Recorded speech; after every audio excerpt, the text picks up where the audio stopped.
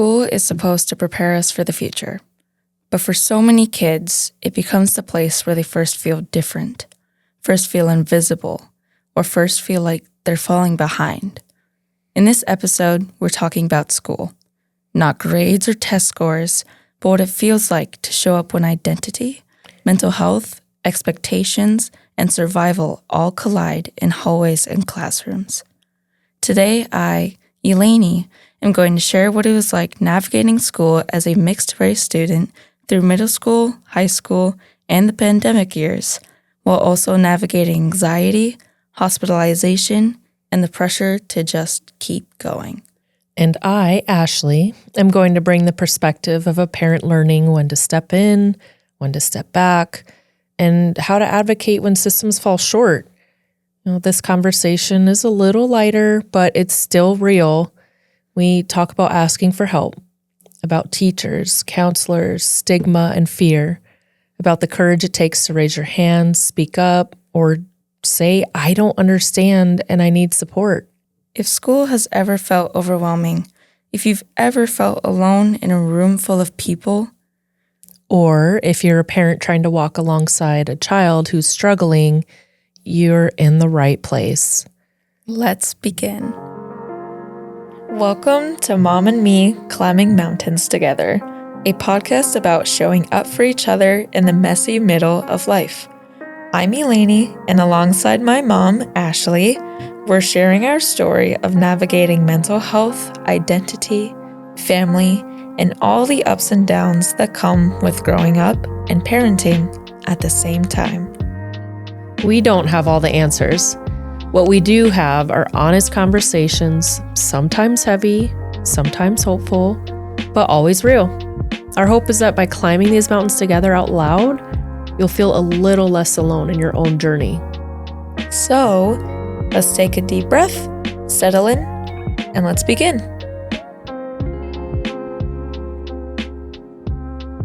So, a little mom disclaimer to start off this episode, as usual. If you are experiencing a health emergency right now, definitely call 911. If you are experiencing a mental health crisis and you need someone to talk to, you can text or call 988. This podcast will be a little bit lighter than some of the previous ones. If you need any help, obviously, you go ahead and pause it. Go ahead and call, text, whoever you need to reach out for help. Pause it, come back, listen to it later if you'd like. We're glad you're here, and we hope that this is helpful. School. We all have gone through it. It's inevitable in our world because we have to learn, but that doesn't mean it doesn't suck. So, from what I can remember, school has been pretty tough for me all through K through 12. A lot of it has come into play regarding my personal identity, mostly in a racial aspect as well, just because of the diversity in schools. I remember in elementary school, I used to say that I lived in a, quote, Barbie society, unquote. So that was how practically all of the girls around me, and boys, but mostly girls, had lighter skin, blonde hair, blue eyes, and that was tough for me because obviously I look different. Although, listeners, you can't see me, we've definitely talked about it, how I am half Polynesian and half Caucasian. So being a mix of both is definitely hard. And even if you can't fully empathize with that same factor, there's definitely something that everybody can associate with feeling left out. Everyone has something. Yeah. Right? Anything can be weaponized. Microaggressions exist everywhere. Yeah. Yeah. That's what I was trying to reach. Yeah. It hasn't really, or it actually has gotten better as I've gotten older, but there are more challenges with growing up. So we've talked a lot about 8th grade and just middle school in general and the transition from middle school to high school. Mm-hmm. And that's a hard thing for everybody because around those ages, you're going through different hormone levels, you're going through puberty. Like I said, the huge transition into young adulthood. 0 to 100 real quick. Yeah, Yes. exactly. Yes. And I talked about it a little bit before this. Every time I think about 8th grade, I think about the movie Home and the scene where they get to the ocean and O needs to cool off and jumps into the water. Tip is sitting there all alone and leaves to reminisce in her thoughts. O comes back and she starts talking about why it's not okay to be left alone, and then says, 8th grade girls are mean, and kicks him in the face. It's a little off topic, but also it's something that I feel like everyone can relate to. Mm-hmm. Not just girls, everyone. Middle school's rough. Yes. 1,000%. It's very hard, especially during the pandemic. So more recent years of people, or yeah, if you're recently going to school and you had to go through the pandemic, this more reflects onto you than past generations like you, Mom. Mm-hmm. You're a bit older. Yeah. Well, the COVID pandemic started in 2020, right? Yeah. So that's 5 years ago. So crazy. COVID kids who are in middle school are in high school or have graduated. Mm-hmm. And it's not easy. No. It was really hard to connect with people then because you could only see half of their faces. And it was Zoom call or virtual calls, yeah. Yeah, that too. And you didn't have as much social connections as you normally would have without the pandemic. And so I feel like that led to a lack of social skills and also emotional regulation skills for people my age. It might be more noticeable, I guess. I can't really tell because it's my generation, but how people say, oh, Gen Z is all this and this and this. Yeah. We've also had to go through a lot more. Well, not a lot more, but we've had to go through different situations that can be seen as more difficult. Global situations that are now readily at your fingertips in terms of news and updates. You can look at your phone and tap into anything at any time, Mm-hmm. which is nothing like the other generations had at your age. No. 1,000, like I keep saying 1,000%. Apparently that's my thing today. But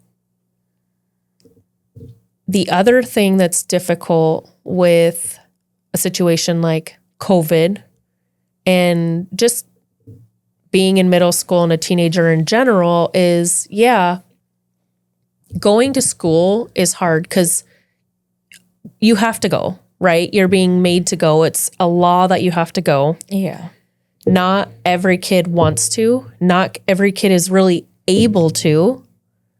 But there are a lot of home situations where children are already dealing with so much that their cup is already full by the time they step their foot onto the school bus or into the doors, right when school starts, they already have probably dealt with so much from that morning and the night before and that whole week, more than quite a few people around them, their peers, would maybe have to deal with in even a year. And they are being expected to sometimes have more emotional intelligence and awareness than the adults around them. Yeah.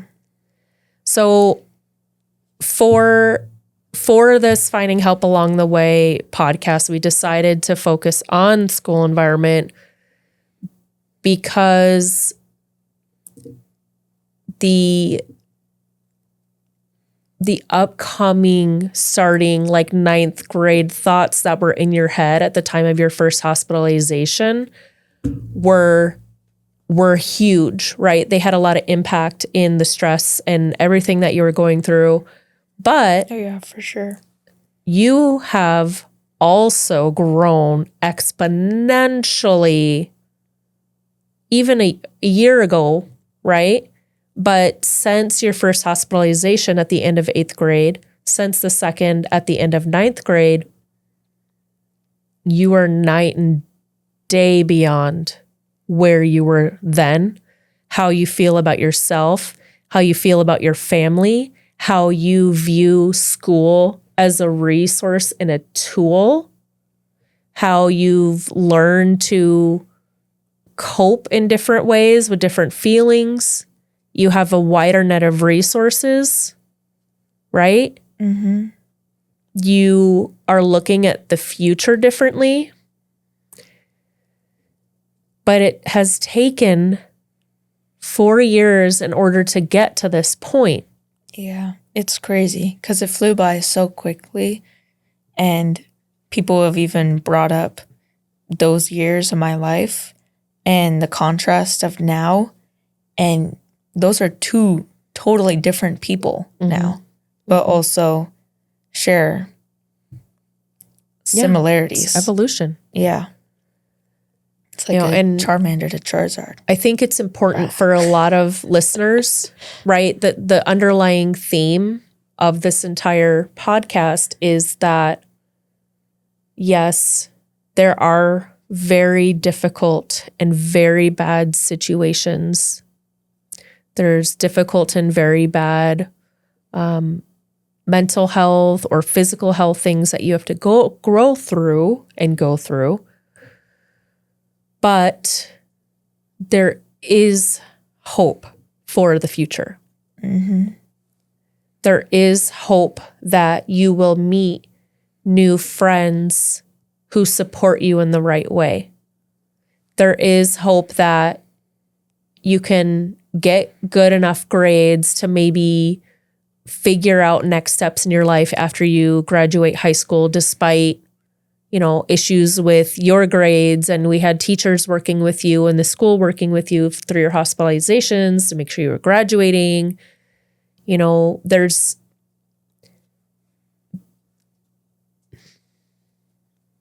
trying not to get emotional because I know a lot of people are hurting out there. Yeah. And it's hard enough being an adult, but you kids have so much outside of your control that I'm even flashing back to when I was a teenager. Like, there were a lot of times where I felt very desperate and that no one would listen and that I felt so out of place and so odd and so different. And I know, like, especially if you're in for example, a very small town with maybe like 100 at most kids, right? Those are the people that you are with. You know all those people all the time, right? You know everything that's going on. Yeah. But then there's large public school districts where you can get lost in a sea of kids, and counselors, yeah, sure, there's counselors that are staffed to maybe help you through a situation, but they're almost underserving their population because there's not enough people and not enough resources. There's not enough funds to help with all of the needs that are out there. Yeah. Like at Denfeld, we have 3 counselors for 10th through 12th or separated by last name because of how many kids there are. And that's still not even enough for everything you all have going on. So you right now, in the world that you are living in, right? And maybe this won't relate to some of your peers who are listening or even parents. What do you think has been the most helpful, whether it's a thought in your head or outside support or inside school support? What has been the most helpful for you navigating forward in a positive direction rather than you just have to do it anyways, if that makes sense? Well, I know I have been super timid about a lot of things. And although you just said without a care, my catchphrase, I guess, has been a bit of a cleaner version if I'm admitting it, but screw it, we ball. Mm-hmm. And that's not the best in a lot of cases, but in other situations, it has helped me just go forward because I do acknowledge the things that I'm timid about and unsure and unconfident. But I also think about, from what you've told me, what's the worst that's going to happen? You're going to be refused, declined. Give They're more going to tell us specifics. no. So, for example, for relationships, for example, you meet someone new and they pique your interest. You seem alike and ask, oh, maybe I want to be friends with them or hang out with them more. Screw it, we ball. What's the worst that they're gonna do? Say no, thank you, or just say no? Because you never know. Well, you're already not friends with them anyways, and if they don't want to be, then okay. Exactly. Right? Wayne Gretzky, thank you for this. You miss 100% of the shots you don't take. Although it's a hockey reference, it's used in so many ways. You'll search up motivational quotes and his quote will be there because it helps in every circumstance. If you don't take that chance, you'll never know what could have happened. I had a friend come up to me a couple days ago and talk about, I forgot exactly what it was, but she was talking about wanting help from the teacher, but not knowing if she should or if it would be appropriate to. And it was just during a regular study time, and I looked at her and said, what's the worst that's going to happen? She's going to say no, going to say that you didn't do it correctly. You just work on it. But you'll never know if you're going to get that help if you don't ask. I do remember having many conversations, whether I, had to like parent make you talk to your teacher or whatever. I love that this is an example that we're bringing up right now because teachers are literally paid to help students. Exactly. Right. However, we know that not every teacher, I'll just say it, is good at their job. There will be a lot of teachers but there are a lot of teachers who are humans too. We don't know what people are going through in their own personal lives. Yeah. We don't know if they have mental health issues, physical health issues. You have no idea. Maybe they're limited on their curriculum. Maybe you never know. Yeah. But trying not to spiral down the rabbit hole too much. That's the number one person who is literally paid to help you succeed in school, in your class, teacher. Duh, right? Yeah. But you have had to learn to almost force yourself to talk to people and ask for help. Yeah. It was definitely a very uncomfortable journey because I remember, especially in 9th grade, for my 9th grade advanced geometry class, that was a rough year for math. I had a really hard time asking for help. And I'm sure you remember me coming home and talking about how stressed I was and how I don't know how to do it. But I just was always so scared to. And even asking my peers because I didn't want to be judged on not knowing what this was.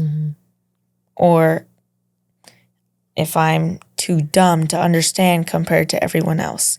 Even after we just finished a lesson, I still don't understand. Even today, I went up to my teacher about 7 times in the span of 49 minutes, asking her on one little section. And at the very end, I went up to her slowly with the smile just that basically said, I don't know. I'm so sorry, but I'm not at the same time. I need help after you still explained it to me. And she saw it she saw the look on my face and my posture and said, I know that you might be feeling that way, but this tells me and shows me that you're actually comprehending it more and wanting to succeed in it compared to your peers because you are asking for more clarification and information. So here's a good point. I don't know if your teacher said this or not. Listeners, listen up. Just because your peers may not be asking your teacher for help does not mean they don't need the help. You do not live your life based on your assumption of what other people are doing and the standards that they have for themselves. Praise. Preach. You and you do get good grades, and I am very grateful for that. However, like geometry, there have been quite a few classes where I knew you were struggling because of your grade and because of the times when I asked you if you've studied for the test, you would get angry about it and like defensive almost. And that's how I knew, because of our relationship and my understanding of you, like having to be perfect, right, at what you're doing, that you were literally almost doing everything the opposite of that you should because you were too afraid to jump that bridge to, I need help and I don't know this. Yeah. Right? And that's a similar thing with, what we're talking about in general with mental health. You've gone to your teachers knowing that you have things like ADHD and a lot of you are coming to school with a really full cup of other stuff you have going on, and you not understanding that material doesn't mean you're dumb or stupid. It means my brain is not absorbing this. And I need to figure out another way with the expert of the material to help me wring out this sponge so I could soak it up. There's different learners. There's some people who have to hear it. There's some people who have to do it. There's some people who have to read it. And then there are people who have to do a multiple combination of everything and in between, right? Yeah, the different learning styles, auditory, visual, kinetic. I cannot remember how to pronounce it, but yeah, whatever. Which is very similar to, again, not giving up on yourself in hard times. When you are going through hard situations, you are going through it with the resources and the knowledge that you have. You going to therapy was you and your parents knowing that with what we had going on in our life at the time, you would not be able to learn new tools without going to an expert. You would not be able to figure out geometry, at the very least to pass a class, if you did not go to the expert. If we're sick and you're super sick with the flu or something's going on like that, where do you go? You go to the expert. You go to your medical doctor, your primary care physician. So listeners, parents, students, teens, whatever you are, Yeah. We were not born with some USB drive in our brain where we've uploaded all the information ever, right, on the planet. We're all learning and growing through this stuff. Find the experts. Find the hand reaching in the hole to help you out of the dark hole that you're in. It doesn't mean you're dumb. It doesn't mean you're stupid. And who cares if other people think that's what it means of you? That's not their life. Right? Yeah. We all have our own advantages. And even if or our own strengths, and even if they don't line up with others, that doesn't mean you're weak. It's just a skill that you haven't quite gotten stronger or, gotten more power through or whatever. Maybe your math teacher was one of those teachers who didn't know how to help students in that way and somehow got through and got the job. It's very quite possible. There are still maybe other students in the class that could help. There are still after school activities. There's math clubs. There's a lot of stuff like that where, yeah, sure, that one person who's supposed to be the expert maybe can't or is unwilling to help or whatever. There still are other people, though, out there that can help you. So, mental health topic focus here in school. Not just navigating the school environment, right, and struggling through things. I have noticed a very large uptick in things like mental health clubs at schools. Yeah. Which is really, really fantastic, right?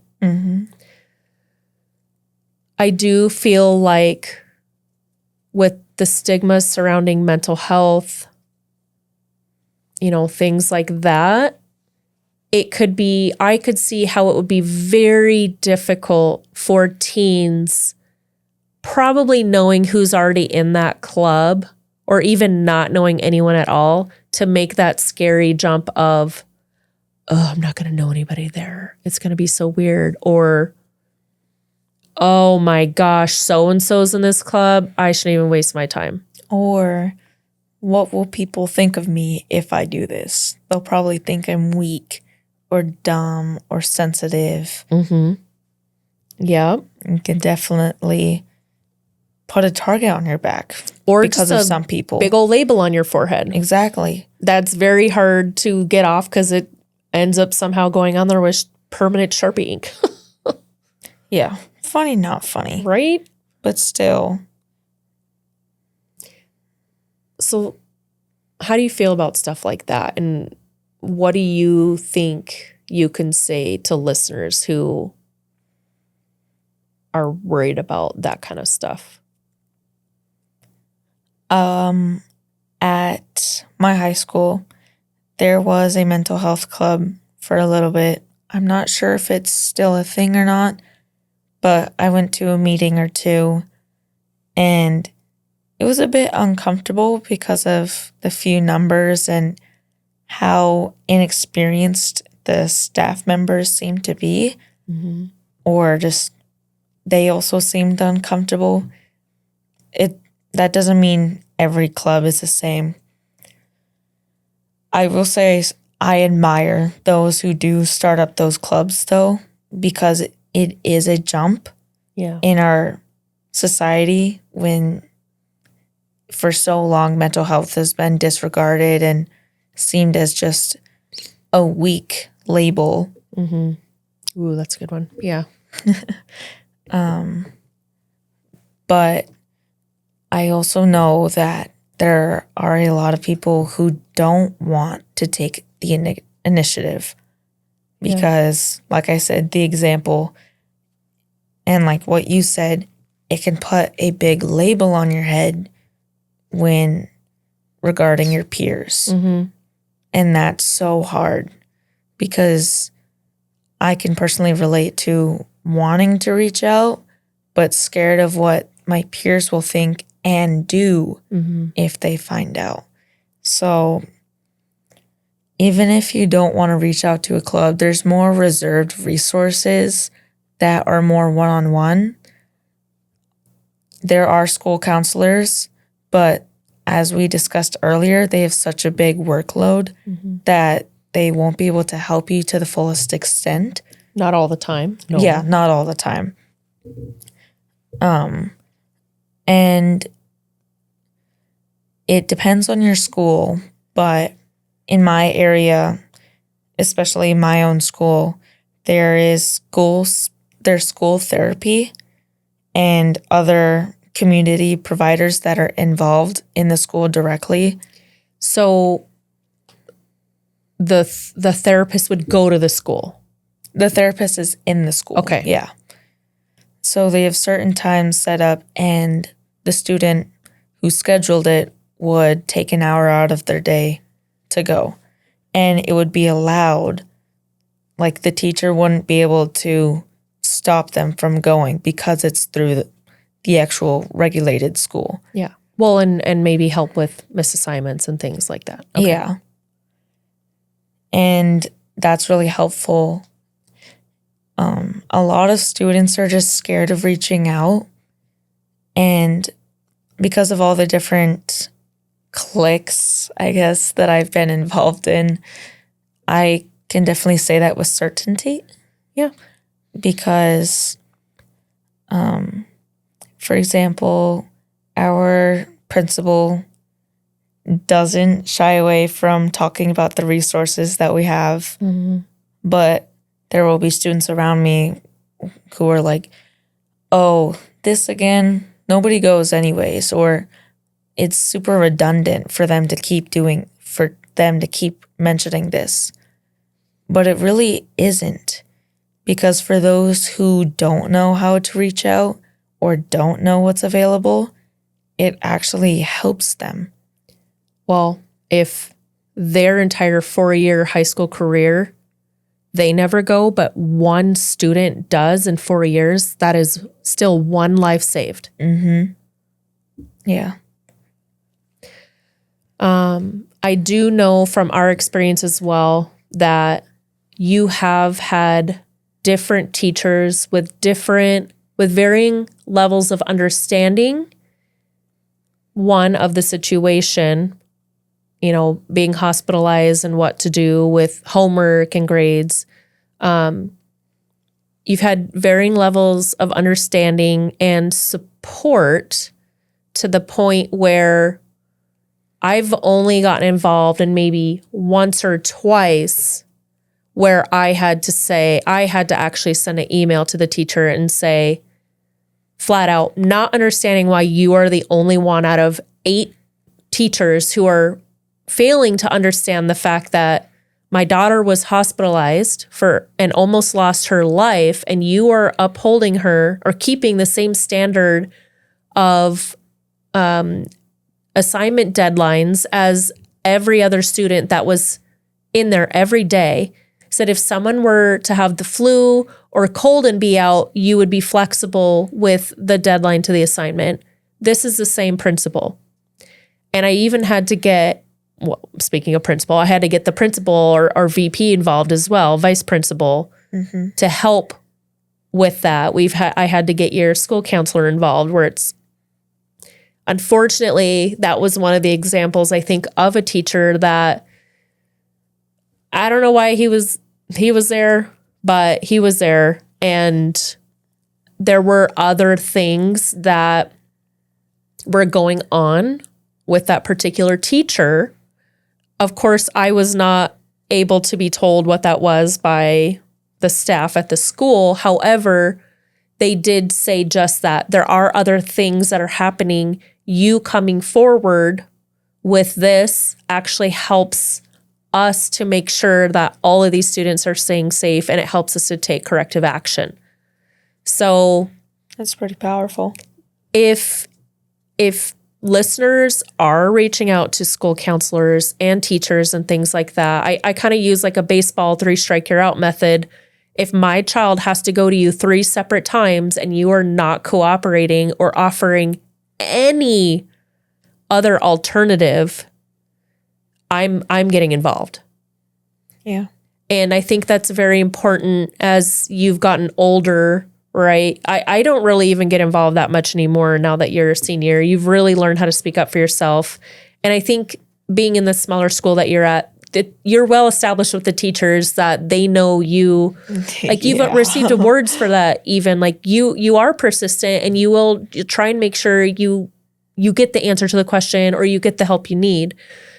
So it does take a little bit of effort to push that snowball off the hill per se, but parents don't take full control, try and like help give your student other ways of becoming an advocate for themselves, but by all means document and go all the way to the top if you need to get it done. Because not only are you helping your student, but you are helping the entire school and future students that are going to come through that program. So yeah, just a little momming there. But I do think, of course, Elaine, like you said at the beginning, everyone's situation's a little bit different. The overall culture and stigma of mental health in schools for kids your age is diminishing. But they're, like you said, the student who was like, oh, nobody ever goes to that. Obviously, things are diminishing and barriers are breaking down, but there is still a huge knowledge gap that has to be, overcome. Like, if you don't think anyone goes to these services, well, maybe keep your mouth shut because there actually might be a lot of people who are benefiting from it and their lives are being saved by going to these. So no need to shame other people if it doesn't fit into your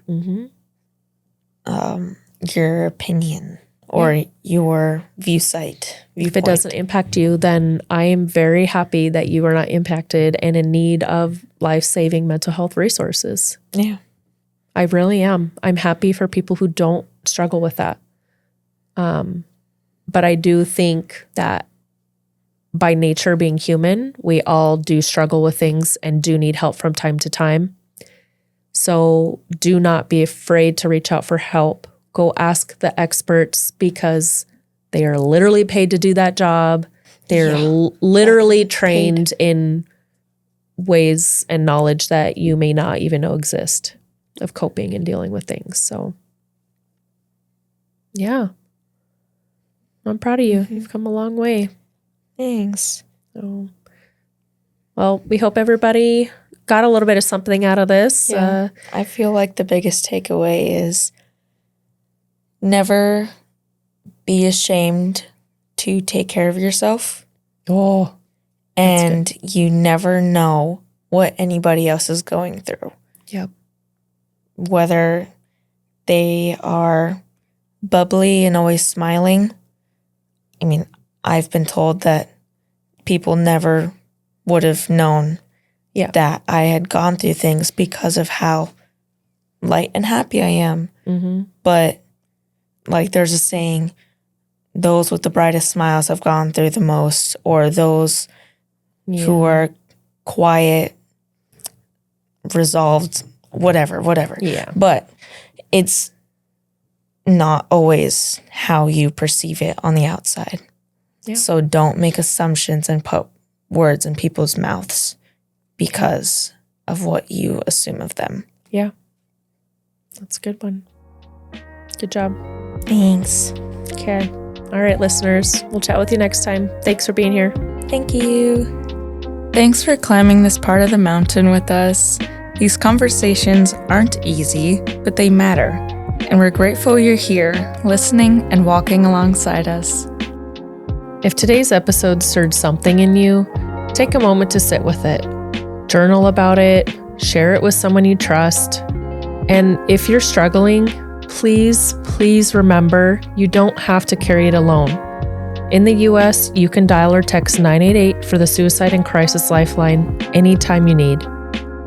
Thank you to the Anne Bancroft Foundation for fulfilling dreams with their grants to girls like me, to my incredible mentor, Jeba Edmonds, for the never-ending encouragement and kindness along the way, and to Asher Carlson, owner of the Duluth Creative Co., who helped bring our vision to life. You never know who you'll meet along the way. We'll meet you here again soon with more stories that remind us none of us climb alone. Until then, hold on to hope, take the next step, and keep climbing.